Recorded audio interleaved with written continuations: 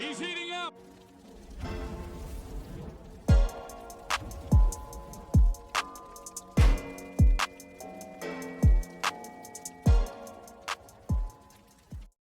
All right, NBA playoffs, day 2. Timberwolves and Nuggets are still playing as we speak, but I don't feel the need to talk about 30-point blowout. But I will say this. Jimmy Butler was right about a lot of people, and he was the villain for calling out the Timberwolves, calling out the management, calling out the coaching staff, calling out Cat, calling out Wiggins. He was right about a lot of people. But day 2 did not disappoint once again. The Lakers and Grizzlies, game 1. Lakers coming in. That was pretty much predictable. All right, Steven Adams is out. Brandon Clark is out. You knew they were staying on the front line. Anthony Davis and LeBron had to be physical, had to take it to him early. Did just that. Cause wreak havoc. Draw them in. Kick out. Get your shooters open. They knock down shots. Second half, it was pretty much Austin Reeves and Rui Hachimura going to work. That's all it was. And then once John Morant went down, he injured his hand. They haven't confirmed whether or not he's going to play game 2, but it's highly in doubt. Lakers look like they could be in a position to actually sweep. You know, Desmond Bane played pretty well. John Morant, he was okay up until he got his hand hurt. He wasn't playing phenomenal. You know, he only had 18 points and 6 rebounds, 2 assists. Wasn't doing anything crazy. Jaren Jackson, he really carried him for majority of the game. But the biggest thing with the Grizzlies is getting good shots every time you come down the court. The only person I really seen doing that was Tyus Jones. He has, you know, I think this is 4th or 5th year leading the league in assist turnover ratio. Best decision maker in the entire league.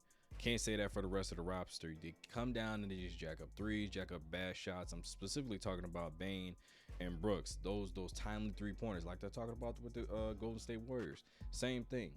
We know you can knock down a shot, but is it the right time to take that particular shot? And then you got the Lakers leaking out, coming down, breaking you down with the pick and roll, running actions, elbow pick and rolls with LeBron and AD is bound to get buckets. And then you have Austin Reeves getting in his bag, expanding his role, becoming the third option sometimes, you know, even over D'Angelo Russell. Now, it's becoming an issue where Austin Reeves is being taken lightly, and he's making people pay for that. 23 points today, 4 assists, 3 rebounds. He had 3 threes, but he had about 15 points in the 4th quarter by himself.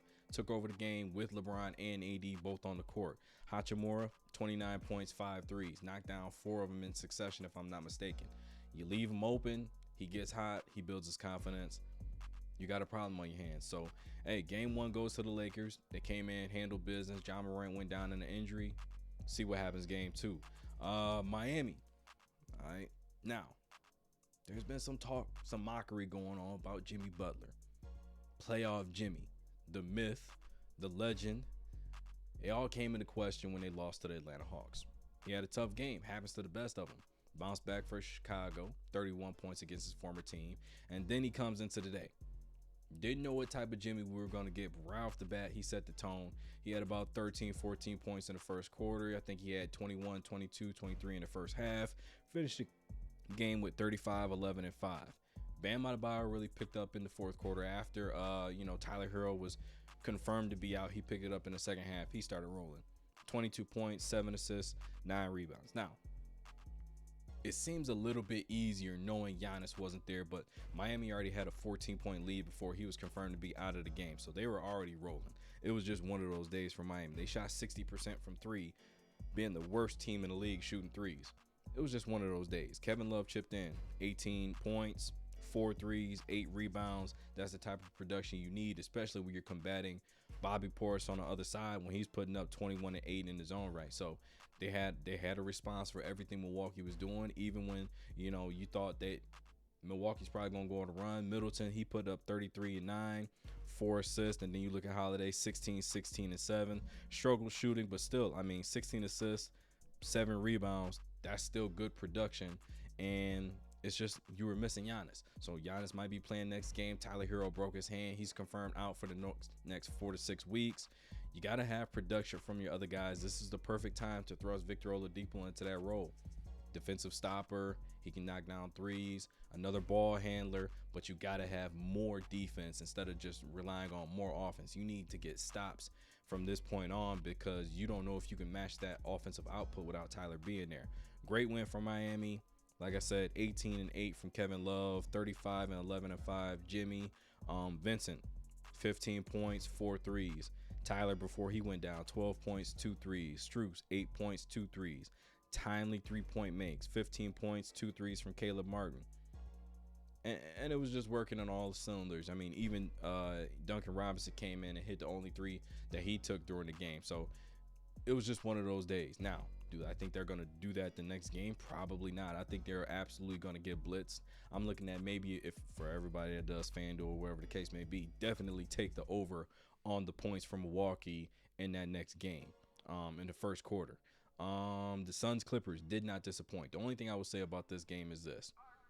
If Paul George was active, if he was there and able to play, it would have been an even bigger problem for Phoenix from this perspective. Russell Westbrook goes 3 for 19, horrible shooting game, but his active energy and effort that he put on time in, time out, 10 rebounds, 8 assists. 5 of those were offensive rebounds, and I believe he had 3 or 4 assists. And I'm pretty positive that if he would have at least made 3 or 4 more field goals, this game would have been out of reach for Phoenix, specifically because he was everywhere, blocking shots, getting steals, tipped passes, doing everything, all of the dirty work that most of the time you see, a role player doing it. He didn't have a shot falling today, so he did it himself. Kawhi Leonard, 38 points, 5 rebounds, 5 assists, 19 points and 3 threes from Eric Gordon, 14 points from Powell, 10 points from Mann. Plumlee came in off the bench. He had 11 rebounds. Everybody was chipping in different ways to combat the firepower that Phoenix had. 27 from Kevin Durant, 11 assists, 1 rebound away from a triple-double, 10 assists, 11 rebounds from Chris Paul, 26 points, I think, and 4 steals and 4 blocks from Devin Booker. I mean, the Stars were playing the best game that they could possibly play without scoring the ball being in the equation. I'm talking about defensively, diving for loose ball, playing defense, locking their opposition up. I mean, Devin Booker, Chris Paul, KD, all those guys, Kawhi, Russ, they were locking in defensively. That's what was so impressive about this game. And you add Paul George into that mix, if he can come back, he's probably not going to be able to. But the way this series is turning out to be, this is going to be a battle of wills. And we see, if history is an indicator, anytime Kawhi, KD, when it becomes a battle of wills, it's going to be a movie. All right, this is not going to be one where it's going to be, the Clippers just dominate or the Suns just dominate every game. It's going to be a battle to the end. And I don't doubt the fact that Russell Westbrook is going to shoot the ball better in the next game, but I don't imagine him playing any better. Yes, 3 for 19 is probably the worst possible scenario, but I don't think he's going to play any better than he played tonight defensively. This was probably the best game he's played all season long while going 3 for 19. Kawhi Leonard was in complete control of the entire fourth quarter from an offensive standpoint, getting any shot he wanted to against any matchup. When he received attention, he would kick it out. Eric Gordon was knocking down shots. Terrence Mann was getting out on the break. He was being a defensive problem, causing deflections. This is going to be a great series. I can't wait to see game 2 because Kevin Durant always has a response. I look for him to be, I wouldn't say more aggressive, because how much more aggressive can a guy be going 27, 11, and 9? But I mean from the sense of in the fourth quarter looking to score a lot more than just playing facilitator. So great games today. We have a lot of injuries. We got Tyler Hero, Giannis went down. Plumlee, he dislocated his finger during the Clippers game. John Morant, he got hurt. Anthony Davis, he had a stinger. He had a couple of stingers. It's playoff basketball. All right? I like the physicality, the toughness, the mental toughness, the back and forth. Got to make good shots, take good shots late in the game to get, increase leads or close the gap. So this is great basketball. Get this video a like, subscribe to the channel, Heat Nation. That's one more for the good guys. He's heating up.